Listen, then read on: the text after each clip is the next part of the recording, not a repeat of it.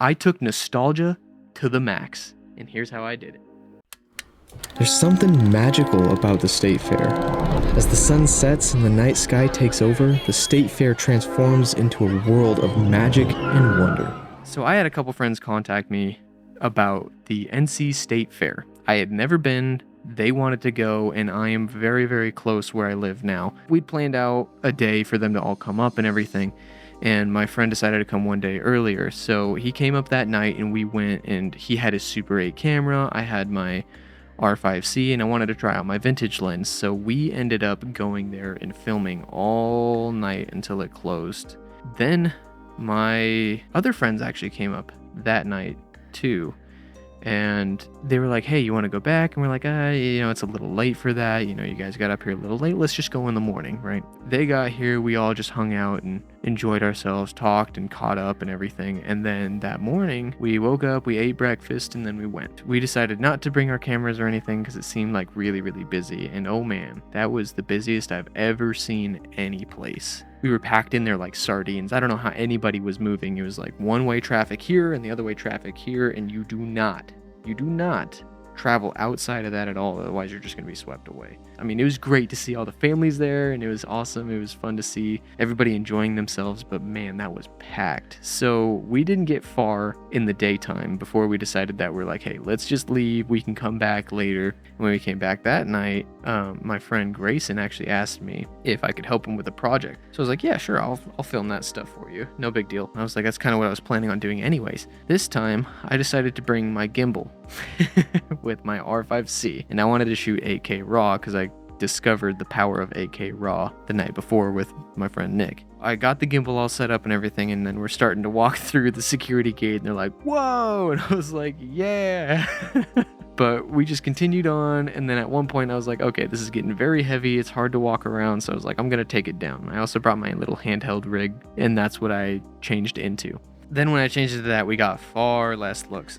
And it was a lot more incognito, and it was better. We got a ton, and I mean an absolute ton of footage, and it was such a good time to pull into DaVinci and color grade that and then relive the memories. So I decided to tell ChatGPT what this video was about and what I would like it to be about. I asked it if it could write me a script, and it did. I think after 3 or 4 iterations of me being like, hey, can you change this about this? I really like that, but can you change this? And then I arrived on this script. So then I brought my microphone into my little recording studio that I made in the closet, and I kept talking until I got it right.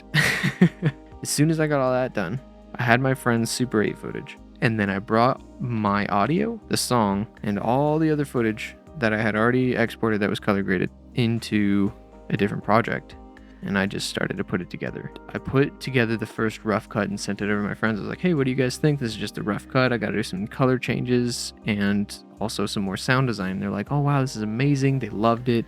Cameron was so happy with how it turned out. She's like, this is exactly how I feel the fair goes, and that was just extra motivation. So then I decided to really dive deep in the sound design. This sound design is really what made me fall in love with sound design. I had so many layers, so many different effects on it, and I cannot wait to continue to do more sound design.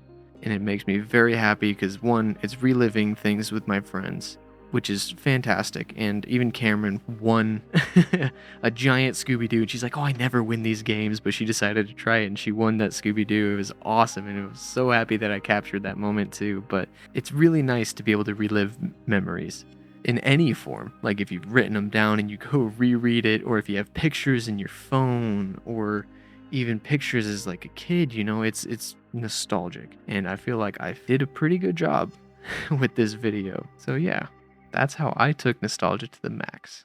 I hope you guys enjoy, and I'll catch you in the next one. There's something magical about the State Fair. As the sun sets and the night sky takes over, the State Fair transforms into a world of magic and wonder. The lights and sound take on a life of their own, and a new energy surrounds you. The smells of fried food and cotton candy fill the air. The sound of carnival games and rides echo in the distance. It's a place where memories are made and nostalgia runs deep. If If you've ever been to the fair, then you know what I'm talking about. You felt it. The energy, the excitement, the rush of emotions that hit you like a wave. It's the kind of feeling that never fades away.